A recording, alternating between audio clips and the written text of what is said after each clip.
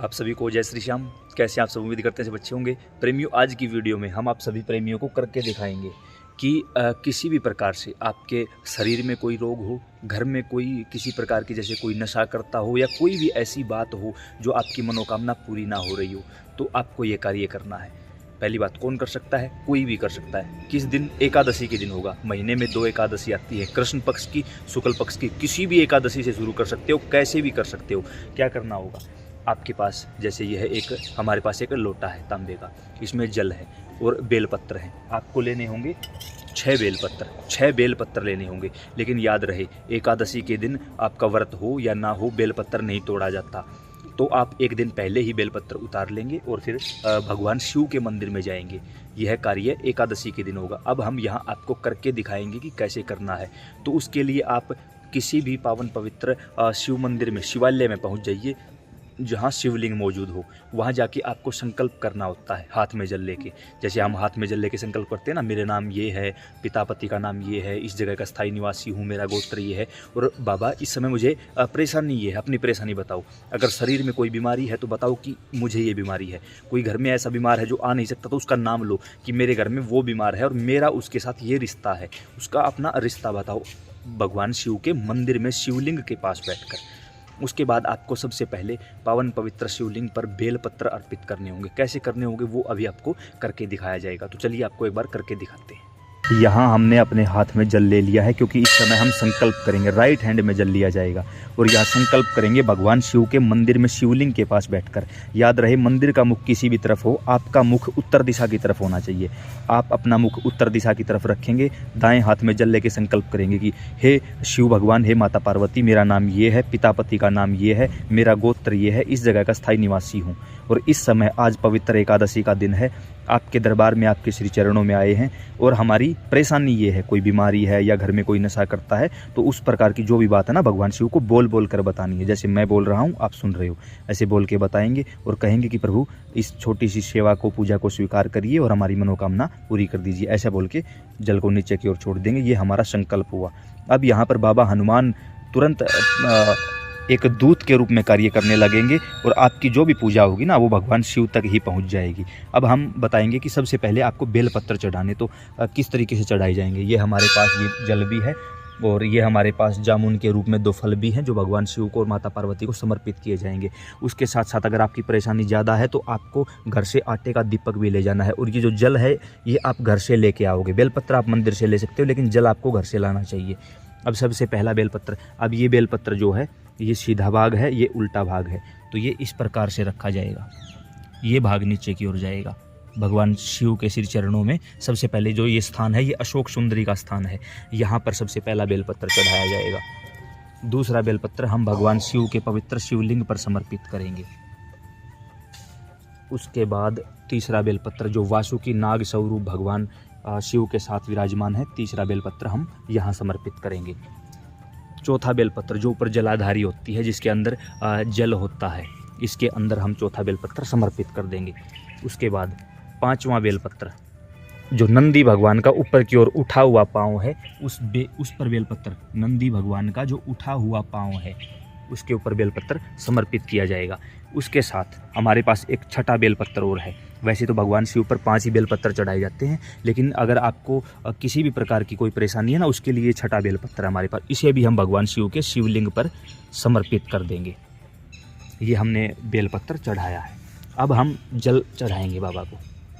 सबसे पहले अपने राइट हैंड साइड, यहाँ गणेश भगवान मौजूद होते हैं, तो यहाँ जल क्या बोलकर, श्री राम जय राम जय जय राम, श्री राम जय राम जय जय राम। उसके बाद बाईं तरफ श्री राम जय राम जय जय राम, यहाँ भगवान कार्तिकेय का स्थान होता है। फिर अशोक सुंदरी के स्थान पर श्री राम जय राम जय जय राम। फिर यहाँ कटी भाग जो है, जहाँ माता पार्वती होती हैं, श्री राम जय राम जय जय राम। फिर पवित्र शिवलिंग पर जल चढ़ाया जाएगा, श्री राम जय राम जय जय राम। फिर वासुकी नाग पर श्री राम जय राम जय जय राम। फिर जलाधारी में श्री राम जय राम जय जय राम। याद रहे, आपको इसके अंदर दूध नहीं मिलाना, क्योंकि दूध और तांबे का जब मिश्रण होता है तो वो जहर बन जाता है, तो हमें दूध नहीं डालना है, इसके अंदर कुछ भी नहीं डालना है। फिर गणेश भगवान हैं, यहाँ माता पार्वती विराजमान हैं, यहाँ कार्तिकेय स्वामी विराजमान हैं और उसके बाद नंदी भगवान का जो ऊपर की ओर उठा हुआ पाँव है वहाँ हम जल चढ़ाएंगे। श्री राम जय राम जय जय राम, श्री राम जय राम जय जय राम। यहाँ संपूर्ण होता है, भगवान का पूजन हमेशा पूर्ण होता है। कुछ लोग यहाँ से जल बचा लेते हैं, जल नहीं बचाना होता भाई, संपूर्ण होता है। अब जो हम फल रूप में ये जामुन लेके आए थे, ये हम भगवान शिव को समर्पित कर देंगे। अब यहाँ बैठकर हमें बाबा से प्रार्थना करनी है कि इस समय हमें परेशानी है, आप हमें इस परेशानी से मुक्ति दिलाइए। उसके बाद ये जो हमने छठा बेल पत्र रखा था, यहाँ पे हम भगवान से हाथ जोड़ के प्रार्थना करेंगे कि हे शिव भगवान, इस समय या तो मुझे ये परेशानी है या मेरे घर में किसी को परेशानी है या कोई किसी प्रकार का नशा वगैरह है घर में, तो हम एक बेल पत्र भगवान से औषधि के रूप में मांगेंगे। हाथ जोड़कर अनुनय विनय करनी है कि हे भगवान शिव, हे माता पार्वती, आप ये छठा बेल पत्र जो है ये हमें दवाई के रूप में, औषधि के रूप में दे दीजिए ताकि हमारा कल्याण हो सके। फिर आप इसको उठा लीजिए और अगर आप जल भी ले जाना चाहते हो तो आगे से जहाँ से जल नीचे गिरता है, यहाँ से जो नीचे जल गिरता है वहाँ से ले सकते हो, या जलाधारी से जो जल देखो इस धागे के माध्यम से नीचे जा रहा है, यहाँ से आप जल ले सकते हो। इस जल को आप घर ले जा सकते हो और पी सकते हो। और ये जो बेलपत्र है हमारे पास, इस बेलपत्र को आप घर ले जाकर औषधि के रूप में, या खुद आपको परेशानी है तो यहीं बैठकर आप खा सकते हो। जो बीज की पत्ती थी, उस बीज की पत्ती को आप उठाओगे और इसे अपने दांतों नीचे दबा दबा कर खाओगे, ऐसे करके। कोई पानी नहीं पीना है, कुछ नहीं करना है, इसको आपको डायरेक्ट खानी है ये चीज़ आपको। जब आपने एक बेलपत्र औषधि के रूप में मांगा है, खुद को परेशानी है तो वहीं बैठकर खाओ और भगवान से कहो कि ये परेशानी है बाबा ठीक कर दो। ऐसा आपको 5 एकादशी करना है। 5 एकादशी ऐसा करोगे, यकीन मानिए इस समय जहाँ बैठा हूँ ना, यहीं से हमारे ही गांव से हैं वो एक समय में 8 टैबलेट खाते थे। एक समय की 8 गोलियाँ थी उनकी, डायबिटीज़ की प्रॉब्लम थी उनको, रात को चिल्लाते थे।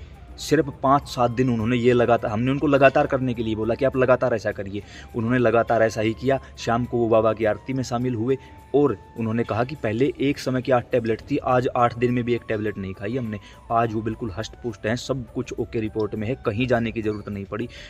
ये इसलिए नहीं हुआ कि मैंने उनको बताया या भगवान ने कुछ किया ना, ये इसलिए हुआ मानो तो मैं गंगा माँ हूँ, ना मानो तो बहता पानी। उनका विश्वास था कि भगवान शिव यहाँ मेरी प्रार्थना सुनेंगे और मेरा काम बनेगा। उनके मजबूत विश्वास ने उनको जीत दिलवाई और देखो काम कर दिया भगवान शिव ने। तो इसी प्रकार जब आपका विश्वास मजबूत हो जाएगा, जब आपको लगेगा कि हाँ भाई यहाँ से हमारा काम बनेगा और हर हाल में बनेगा, तो वहाँ से काम बनता है। उसके साथ साथ एक चीज़ और भी है, कुछ लोग क्या करते हैं, खंडित बेलपत्र चढ़ाते हैं। ये देखो ये बेलपत्र कहीं से भी खंडित नहीं है भाई, 3 पत्ती हैं, कहीं से भी खंडित नहीं है, मतलब टूटा फूटा नहीं है। कुछ बेलपत्र लोग टूटे फूटे चढ़ा देते हैं। जैसे आपको दिखाऊं, ये देखो ये बेलपत्र कटा हुआ है, ये चीज़ें नहीं चलेंगी भाई, कटी फटी चीज़ें नहीं चलेंगी। अक्सर लोग यही गलती कर जाते हैं और फिर बोलते हैं, क्योंकि खंडित वस्तु भगवान को बिल्कुल भी पसंद नहीं है, बिल्कुल भी प्रिय नहीं है। और जब आप भगवान से मांगोगे ना वापस कि आप मुझे औषधि के रूप में वापस दीजिए, तो भगवान आपको दवाई के रूप में अपने शिवलिंग से अभिमंत्रित किया हुआ बेलपत्र उसी समय वापस दे देंगे। आपको मांगना है और फिर वो, अगर आप परेशान है तो यहीं बैठकर खाइए, कोई घर में परेशान है तो उसको ले जाकर दीजिए उसको, और दांतों तले दबा दबा कर खाना है। लेकिन विश्वास बड़ी चीज़ है, विश्वास करोगे तो सब कुछ होगा, हर हाल में होगा। काम ना बने ऐसा बिल्कुल भी नहीं हो सकता। यह वीडियो हमने काफ़ी टाइम पहले भी डाला था, जिसे देखकर हजारों लाखों प्रेमियों का कल्याण हुआ। और फिर आपकी स्पेशली डिमांड पर कि आप लोगों ने कहा कि करके दिखाओ, हमें ये चीज़ें पता नहीं चलती, कैसे करें क्या करें। तो आपको भगवान शिव के मंदिर में जाना है, एकादशी को जाना है। कोई भी जा सकता है, किसी भी समय जा सकते हो, किसी भी एकादशी से शुरू कर सकते हो। महीने में 2 एकादशी आती हैं, 5 एकादशी को आपको ये काम करना है। उसके बाद देखना भगवान शिव आपका जीवन ही बदल के रख देंगे। उसके साथ साथ मैं ये नहीं कहूँगा डॉक्टरी दवाइयाँ छोड़ दो, बिल्कुल भी नहीं। साथ के साथ जो डॉक्टरी ट्रीटमेंट आपका चल रहा है वो चलता रहे, कोई परेशानी नहीं। आप श्रद्धा और विश्वास के अनुसार भगवान शिव को सर्वोपरि मानकर, क्योंकि ज्येष्ठ भी शिव हैं, श्रेष्ठ भी शिव हैं, आप सब कुछ भगवान शिव को मानकर समर्पित हो जाइए इनके श्री चरणों में। हाँ, घर में अगर कोई ज़्यादा ही परेशानी है तो यहाँ आप एक आटे का दीपक बनाकर लाइए। फिर आप शाम के समय आइए भगवान के दरबार में, आटे का दीपक लाइए, एक दीपक में 2 बाती भगवान शिव और माता पार्वती की बाती लगाइए, यहाँ उजाला करिए। जितना ज़्यादा यहाँ उजाला करोगे उतना ज़्यादा आपके जीवन में उजाला भगवान शिव कर देंगे। अगर आपने यह काम 5 एकादशी कर लिया तो आपकी हर प्रकार की जो शारीरिक कोई बाधा है, कोई घर की कोई व्याधा है, वो सारी हट जाएगी और आपका होगा, दोबारा से सुंदर स्वस्थ शरीर से आप फिर से बाबा का भजन कर सकेंगे। ठाकुर जी के श्री चरणों में ऐसे ही सेवा करते रहेंगे। इस जानकारी को अन्य प्रेमियों के साथ ज़रूर साझा करें ताकि उन्हें भी ये जानकारी मिले और उनका भी जीवन कल्याणमय हो। आप सभी को जय श्री श्याम।